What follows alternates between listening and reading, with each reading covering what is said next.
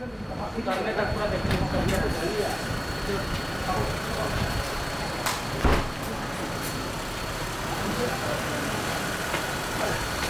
आगे आगे आप चलिएगा ना।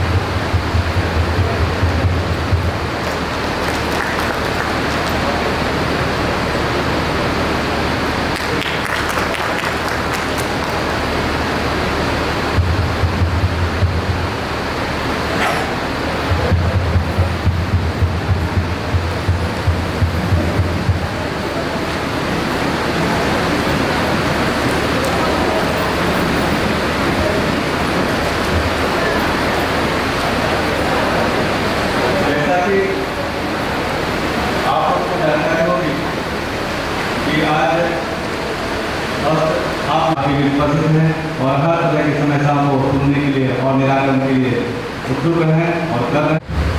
द्वारा जो है गमला देकर स्वागत करेंगे।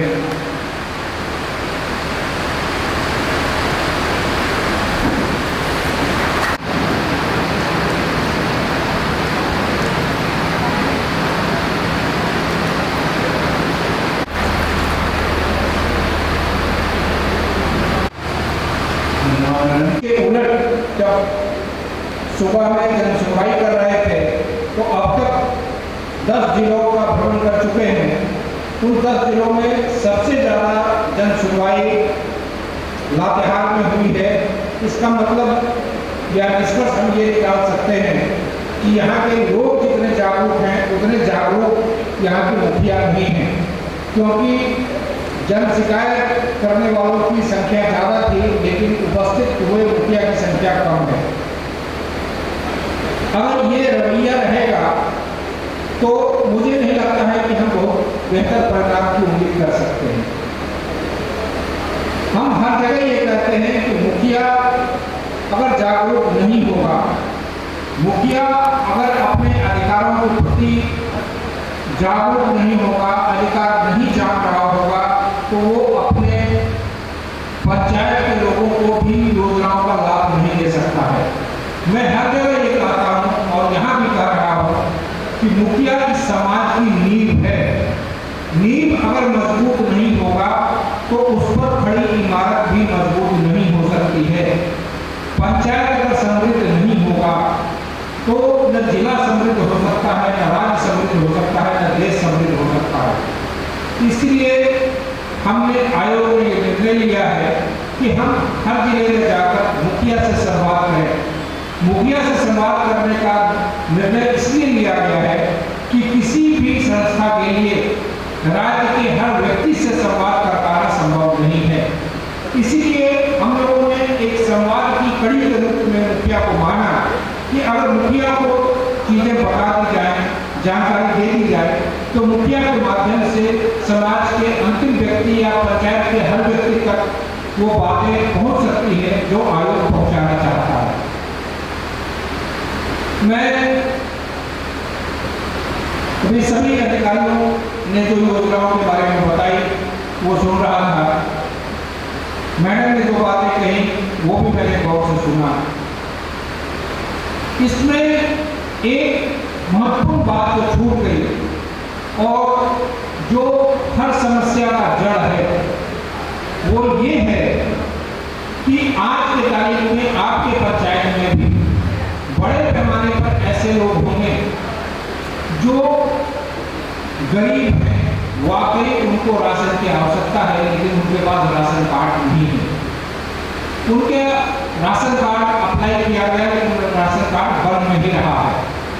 ये आम शिकायतें हैं, स्वाभाविक है, इस जिले में भी ये शिकायत होगी। तो अब विषय ये आता है कि ये समस्या है, इसका समाधान क्या है। हम लोगों को समाधान की ओर बढ़ना है। मैं राशन कार्ड की जो पूरी प्रक्रिया है वो आप लोगों को नहीं बताई गई, मैं आपको बता देता हूँ। मैं हर जिले में बताता हूँ, ये इसलिए बताता हूँ कि इससे कई भ्रांतियाँ हैं, वो भ्रांतियाँ भी दूर होंगी। उदाहरण के तौर पर मैं ये समझाऊँ कि राशन कार्ड कैसे बनता है और राशन कार्ड के बनने की प्रक्रिया क्या होती है। हमारे राज्य में दो तरह के राशन कार्ड हैं। दो तरीके के मतलब कि एक केंद्र AY और PH कार्ड जो है उसका जो राशन आता है वो केंद्र सरकार आपको देता है और ग्रीन कार्ड का राज्य सरकार राशन कार्ड देती है। अब जो अधिकारी आपको कहते हैं कि वैकेंसी नहीं है या अभी नहीं बन सकता है, वो क्यों कहते हैं इसको समझिए तो आधी बातें समझ में आ जाएगी। जिस समझने के लिए बता रहा हूँ, ये कोई जो संख्या सरकारी डाटा है वो मैं नहीं बता रहा हूँ। उदाहरण के तौर पर आपके पंचायत में कोई स्कूल है, उस स्कूल में बेंच 100 बच्चों या बच्चियों के बैठने के लिए है। आप लोगों ने या स्कूल ने ये तय किया है कि हम 100 लोगों का ही बच्चों बच्चियों का ही दाखिला देंगे, क्योंकि हम न जमीन पर बिठा के पढ़ाएंगे न खड़े बच्चों को पढ़ाएंगे। जितने बच्चों की बैठने की सीट है उतने को ही का ही दाखिला लेंगे, मतलब वैकेंसी 100 लोगों की है। उसी तरीके से केंद्र सरकार हर राज्य को ये कहती है कि हम कितनी संख्या के लोगों को राशन उपलब्ध करा सकते हैं। उदाहरण के तौर पर केंद्र ने कहा कि हम 2000 लोगों को राशन देंगे, किसी 2000 को चिन्हित करके आप उसका राशन कार्ड बना देंगे। राज्य सरकार ने जो जरूरतमंद जिसको समझा उसको राशन कार्ड बनवा दिया, उसके लिए भारत सरकार से राशन आने लगे। अब राज्य सरकार को ये लगा कि नहीं, ये 2000 लोगों को जो राशन दिया जा रहा है, इसके बावजूद भी बड़ी संख्या में ऐसे जरूरतमंद बच जा रहे हैं जिनको राशन की आवश्यकता है। राज्य सरकार ने निर्णय लिया कि हम अपने संसाधन से लोगों को राशन देंगे, जिसके लिए ग्रीन कार्ड बनाया गया। सपोज राज्य सरकार ने तय किया कि हम अन्य 500 लोगों को उस 2000 के अलावा अन्य 500 लोगों को हम ग्रीन कार्ड देंगे। 500 लोगों का ग्रीन कार्ड बन गया। दोनों की केंद्र सरकार की सीमा 2000 की थी, राज्य की 500 की थी, दोनों की सीमा बढ़ गई। अब नए लोगों का नहीं बन सकता, क्योंकि जितनी सीमा थी, मतलब स्कूल में जितना बेंच था उतने बच्चों का दाखिला हो चुका है, तो अब नए का दाखिला नहीं हो सकता है। उसी तरीके से अब नए लोगों का राशन कार्ड नहीं बन सकता है। तो अब आप कहेंगे कि सर आपने तो समझा दिया, इसका मतलब नया और जो गरीब जो जरूरतमंद है वो तो भटकते रहेगा। ये सवाल स्वाभाविक तौर पर आपके मन में आ रहा हो, लेकिन अब समाधान है। लेकिन उस समाधान के लिए सिर्फ और सिर्फ आप ही ये समाधान कर सकते हैं, न ये आयोग कर सकता है, न कोई अधिकारी कर सकता है।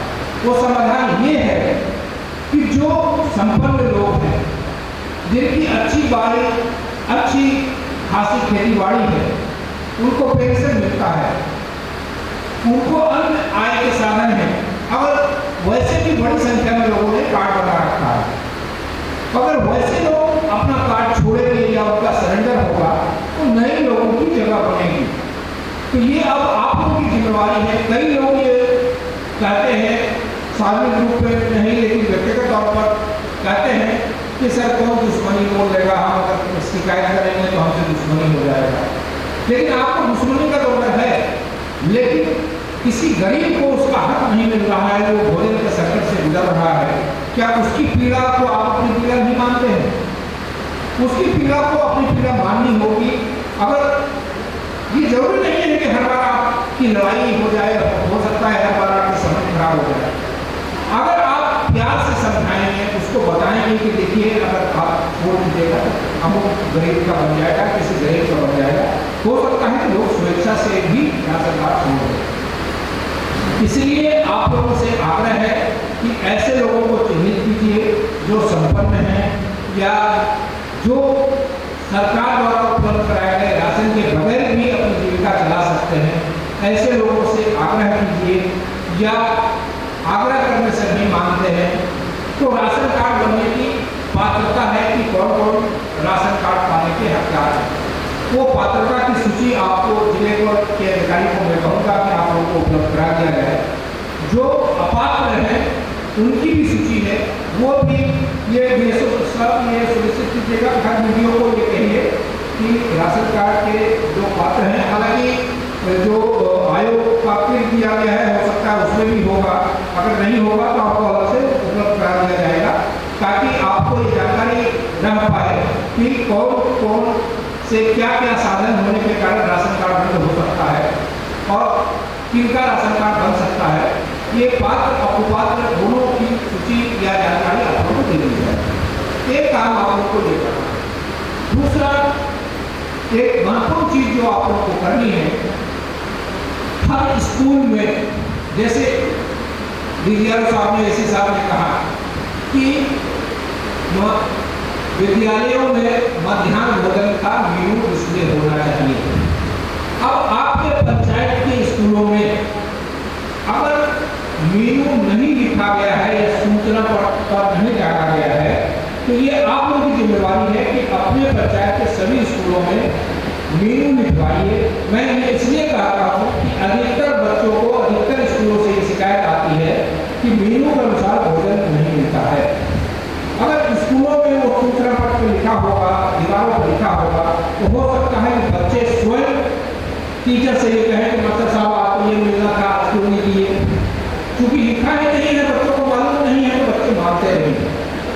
इसीलिए ये चीज आंगनबाड़ी पर भी लागू होता है। आंगनबाड़ी केंद्रों पर कितना टीएचआर मिलना है, किस लाभों को क्या मिलना है, इसकी जानकारी लिखा होना चाहिए, ताकि माँ बापों को जानकारी मिल रहे कि हमें क्या मिलना है।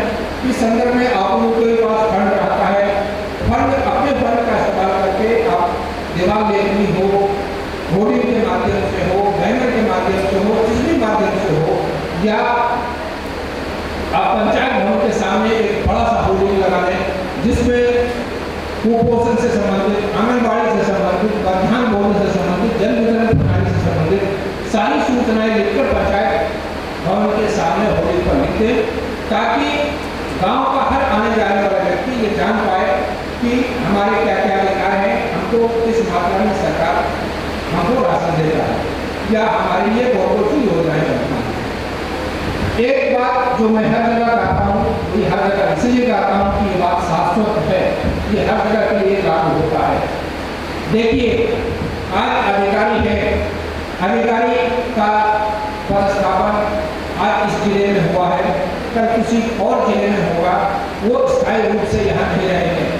अगर ये आपके समाज को ज्ञान नहीं देते हैं या योजनाएं लागू नहीं करते हैं और आप लोग नहीं करवा पाते हैं, तो नुकसान इनका नहीं होगा, ये आज है। आने वाली पीढ़ी आपको पूछेगा कि देखो हमारा चाचा कैसा था, हमारी दीदी कैसी थी, मेरी माँ कैसी थी, क्या व्यवस्था बना कर गई, हम लोग भूखे मर रहे हैं। तो ये आपका समाज है, आपके अपने समाज को अगर ठीक बनाना है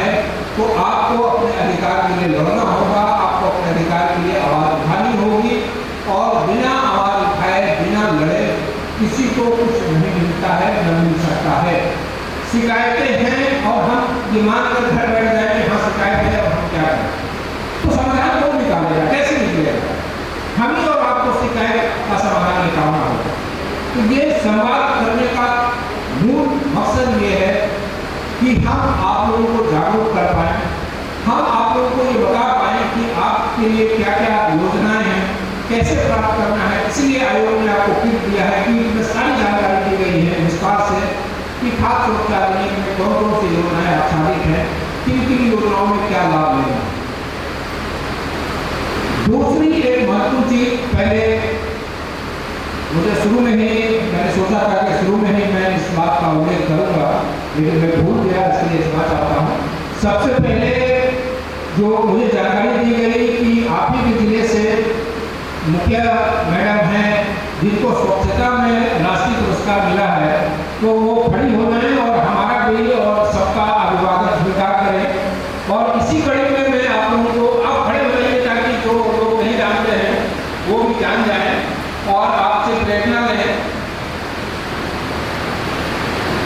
ये इनको स्वच्छता के लिए राष्ट्रीय पुरस्कार मिला है, ये आप लोगों को जानकारी होगी, लेकिन इस जानकारी को मैं साझा इसलिए कर रहा हूँ कि आयोग बैठ गए, आयोग ने भी ये तय किया है कि खाद्य सुरक्षा अधिनियम को क्रियान्वित कराने में जिले के जो 3 मुखिया फर्स्ट सेकंड थर्ड बेहतर काम करेंगे उसको आयोग अपने स्थापना दिवस पर सम्मानित करेगा, पुरस्कृत करेगा।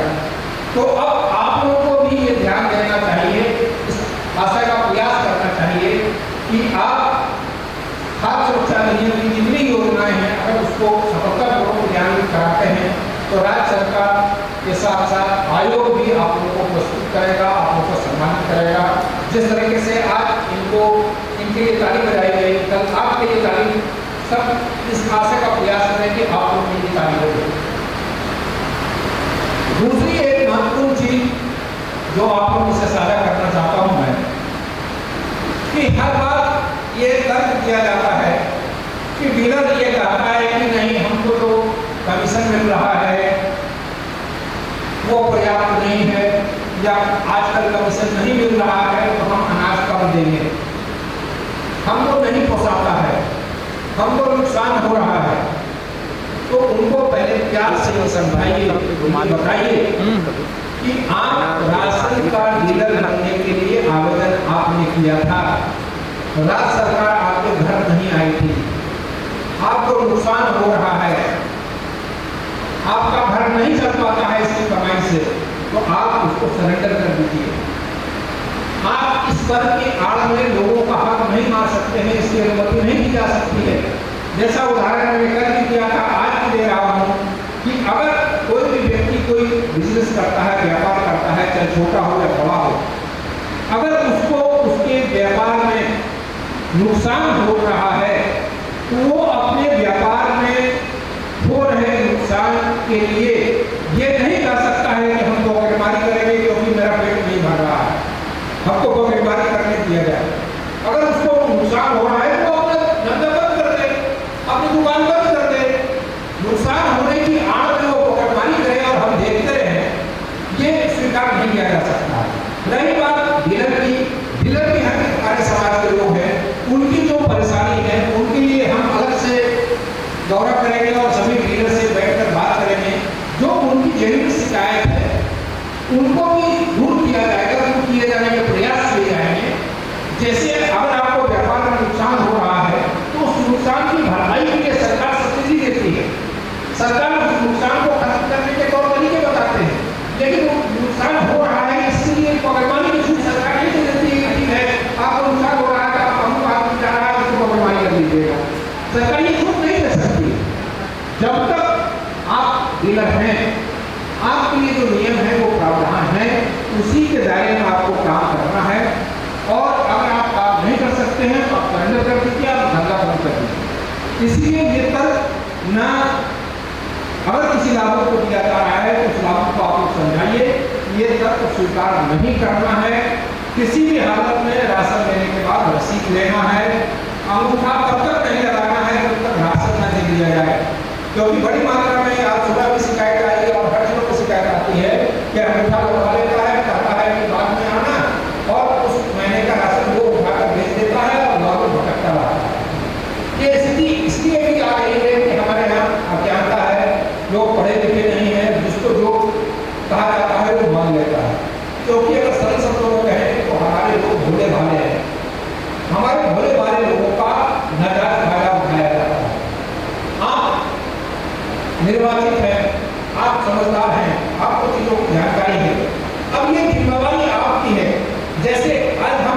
आयोग में हैं, तो ये मेरी जिम्मेवारी है कि हम आप सबको आपके अधिकारों से अवगत कराएं।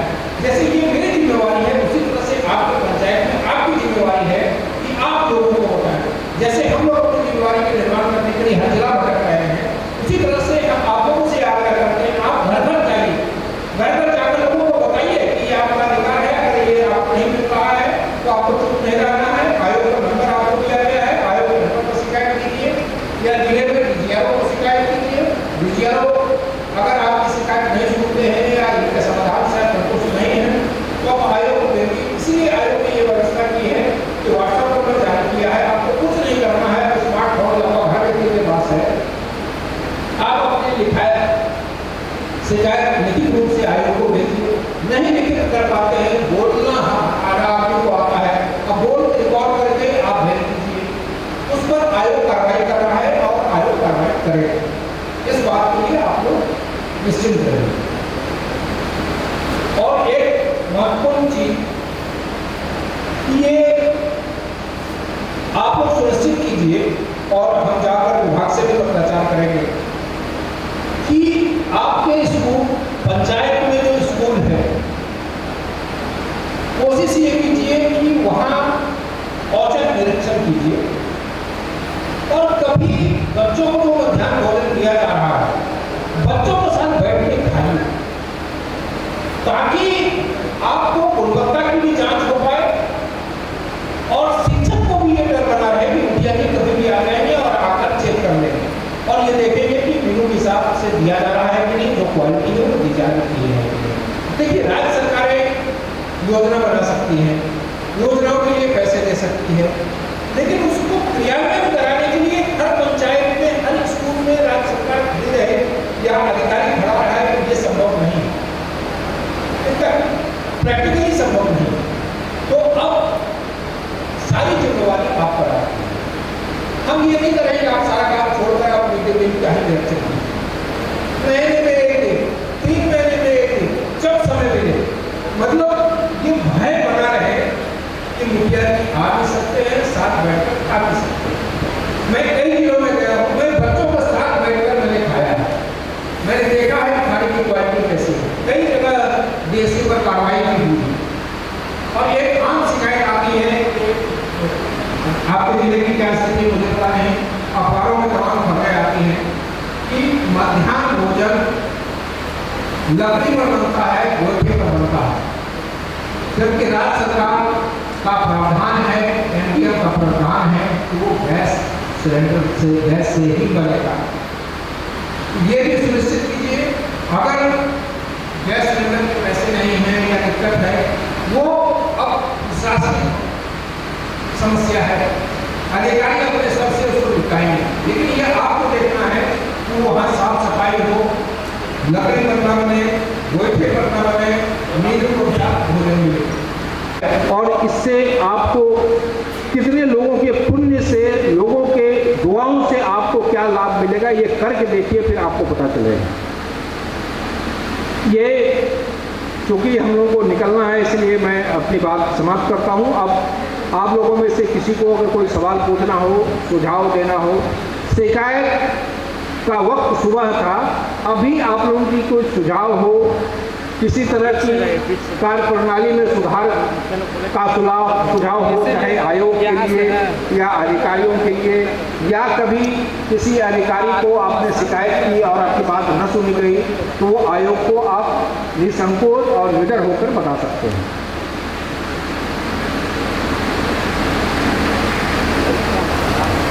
देखिए, जिनको निवेदन है, से काम कर रहा है, कोरोना का काम भी है। 2022 से 10 महीना का जो पैसा अभी तक भुगतान नहीं हुआ और 2023 में भी जनवरी से अभी तक ये वर्तनी नहीं मिला। अगर काम स्वेच्छा से कैसे कहिए उसका काम करने के लिए तैयार है बंदारी पूर्वक से, लेकिन हम लोग के साथ काम करने के बाद भी कुछ भी तो मिलना चाहिए।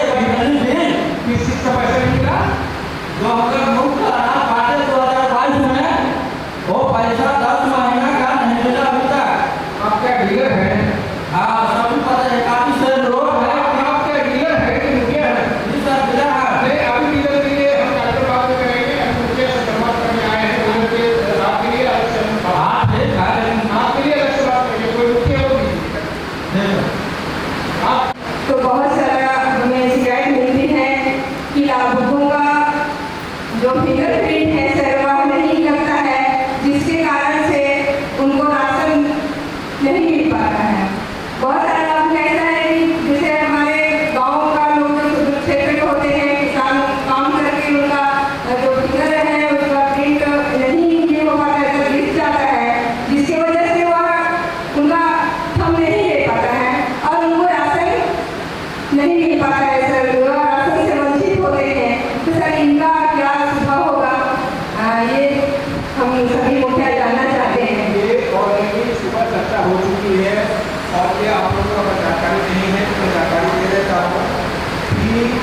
जहाँ भी फिंगर टिप्स से राशन देने का प्रावधान है, अगर फिंगर नहीं दे रहा है या टावर नहीं है, नेटवर्क नहीं है, तो सरकार का ये प्रावधान है कि वो अपवाद पर्ची के माध्यम से रजिस्टर में नोट करेगा और अनाज उपलब्ध कराएगा।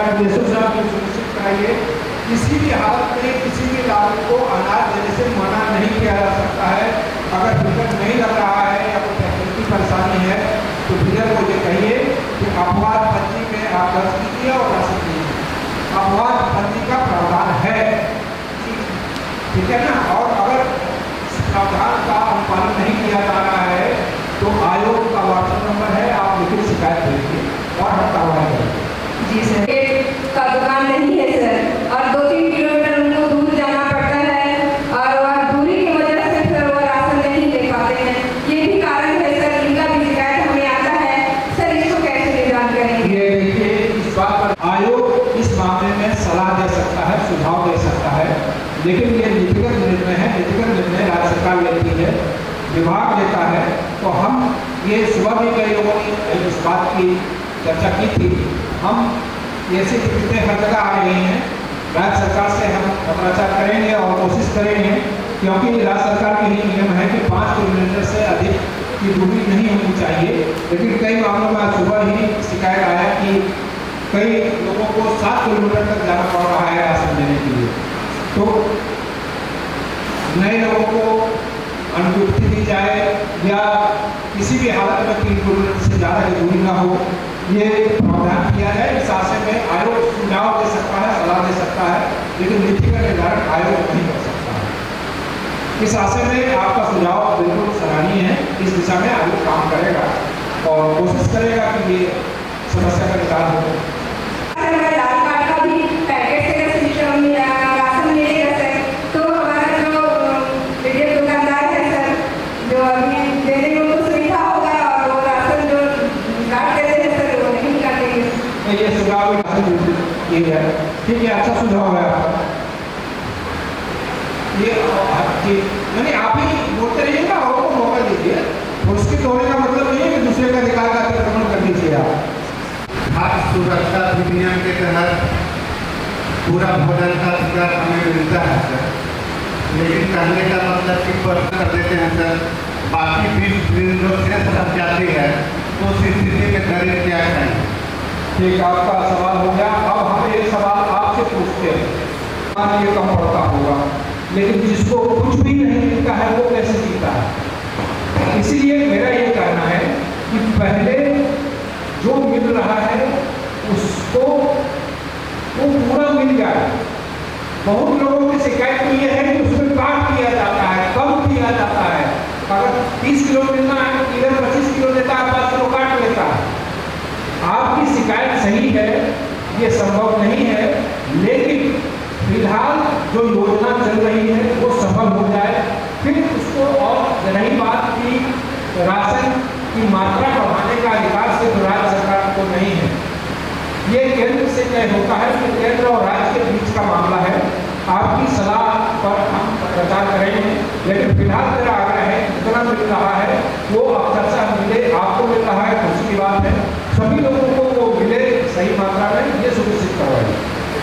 ग्रामीण कानून के जानकारी के अभाव में दर भटकते हैं। ऐसी स्थिति में सर जो जिस लाभों को अगर कार्ड का जरूरी है, मैं अपने कदम से प्रखंड खाता पदाधिकारी को आवेदन देके डायरेक्ट कार्ड का इंतजार करना चाहते हैं सर। मेरा सलाह है ये ऐसा है, जरूरतमंद है, उनको आपको लगता है जरूरतमंद है, राशन उपलब्ध होना चाहिए, तो उनका आप अपने प्रखंड विकास पदाधिकारी से संपर्क कीजिए। आवेदन की जो प्रक्रिया है उसको पूरी कीजिए और ग्रीन कार्ड बन जाएगा। ग्रीन कार्ड की वैकेंसी है ना, ग्रीन कार्ड की वैकेंसी है, ग्रीन कार्ड बन जाएगा। जिनको आपके यहाँ जरूरतमंदों को नहीं मिलता है उनका ग्रीन कार्ड बनवा लीजिए, उनको राशन मिलना शुरू हो जाएगा। सर धन्यवाद। मेरे पंचायत में इतने सुदूरवर्ती क्षेत्र में है कि मेरे यहाँ 2-3 दिन पहले जो डीलर है वो कोई ऊंची जगह में लेके उनसे ठेका लगाया जाता है, उसके बाद में राशन दिया जाता है। तो ये समस्या मेरे पास इतना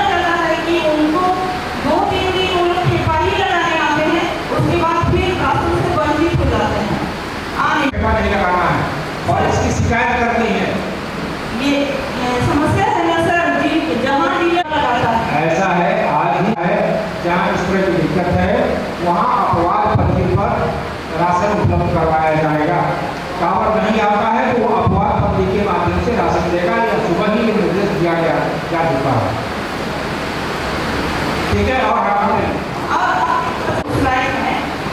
अगर मैं जैसे मैंने शुरू में कहा कि गले में घंटी बांधने को तैयार नहीं है, सबको ये लग रहा है कि हमारा बैठे बैठे काम हो जाए। हमने अभी इतने बच्चे की तरह समझाया कि वैकेंसी होने के लिए पुराने जो संपन्न लोग हैं, जो अयोग्य लोग हैं, उनका नाम नहीं कटेगा तो वैकेंसी नहीं होगी। कार्ड बन जाएगा लेकिन वैकेंसी होगी तब। मैंने यही तो समझाया। मैंने क्या समझाया? लगभग 10 किलोमीटर दूर है सर, डीलर का नहीं है उस गाँव में। अरे अभी आप बैठी थी ना, हम हिंदी में ही बोल रहे थे ना, हमको दूसरी भाषा तो बोली नहीं। 10 किलोमीटर राशन कार्ड नए डीलर नहीं बनाए जा रहे हैं। आयोग सुझाव दे सकता है, सुझाव देगा। हम इस समस्या से अवगत हैं। ये समस्या सुबह भी हमारे संज्ञान में लाया गया, ठीक है। राशन वितरण करने वाला जो डीलर है, मेरे पास हमेशा मतलब जब से मुखिया बना हूँ तब से एक ही क्वेश्चन आता है कि राशन कट गया। मैं डीलर के पास जब भी जाता हूँ, जैसे 18 क्विंटल मिलना चाहिए था तो 8 क्विंटल मिला, तो कभी 7 क्विंटल मिला, जितना मिलना चाहिए उतना मिलता नहीं। और जब भी क्वेश्चन करता हूँ क्यों नहीं मिला तो डायरेक्ट बोलता है कि ये ऊपर से ही कट है। अब कट गया तो इसका जवाब मेरे तो कुछ नहीं बताता हूँ। ये होता है, कटता है, ऐसा नहीं है कि नहीं कटता है। कई बार नियमानुकूल कटता है, नियम से कटता है। कैसे कटता है? जैसे उदाहरण के तौर पर इस महीने में डीलर को 20 क्विंटल अनाज चाहिए, उसके जितने लागत है उसके लिए 20 क्विंटल अनाज चाहिए, उसको 20 क्विंटल मिल गया, वो 18 क्विंटल काटा, 2 क्विंटल बच गया, तो पीछे से उसको 2 क्विंटल कम भेजा जाता है, क्योंकि 2 क्विंटल आपके पास रखा हुआ है। वो 2 क्विंटल मिला गया पार्टी में, वो जो कम भेजा जाता है वो कम नहीं भेजा गया, उसको 20 क्विंटल नहीं भेजा गया क्योंकि 2 क्विंटल बचा हुआ था। वो जो कम भेजा गया वो तो ये कहता है, लेकिन वो ये नहीं बताता है मेरे पास बचा था इसलिए कम भेजा। तो इसलिए मैं ये कह रहा हूँ कि डीलर के किसी तर्क को नहीं सुनना है। मैंने क्या कहा कि आपको व्यापार में नुकसान हो रहा है तो हम अपनी पकड़बारी करने की छूट नहीं दे सकते हैं। किसी भी तर्क को नहीं सुनना है। उसको कहिए कि हमको इतना अनाज मिलता है, मिलना चाहिए तो हमको चाहिए। तुमको कट गया तो तुम जानो, थोड़ा ऊपर वाला जाने। हो सकता है कि ऊपर के अधिकारी मिले हुए हो, डीलर मिला हुआ हो। अगर आप उसके तर्क को सुन लीजिएगा तो वो ये काम करना जारी रखेगा। आप पढ़ जाइए कि नहीं हम नहीं जानते, तुमको कम मिला तो काहे कम लिया, तुम काहे कम लिया, तुम कम लिया तुम जानो, हम कम नहीं लेंगे। आप अपनी बात के लिए जब तक पढ़िएगा नहीं तब तक समाधान नहीं होगा। अपने जिला के अंदर में जैसे राष्ट्र भोजन हमारा नहीं पड़ता है, तो नेटवर्क के लिए 12-15 किलोमीटर जाइए तब जाकर होगा और नहीं तो नहीं। तो जैसे मेरे यहाँ एक दो जगह के साथ जैसे ऑनलाइन किया हुआ है, तो नेटवर्क का कुछ समस्या वैसे भी मैं ना बिजली का समय कुछ नहीं, तो हम चाहते हैं कि जैसे मेरे दो पंचायत के अंदर में जो 2 डीलर है उनका ऑफलाइन रहे। ये तो दिक्कत में आता है, जहाँ परेशानी है वहाँ अफवाह बंदी पर बटेगा। सरकार नेटवर्क लगाने की कोशिश कर रही है, उसके प्रयास हो रहे हैं। ये समस्या जहाँ पर बहुत कठिन है, जटिल है, वहाँ पर अफवाह बंदी से दिया जा सकता है, लेकिन एक जनरलाइज हुए ऑर्डर इस आशय का निकाला जा सकता है, ये मुझे लगता नहीं कि संभव है।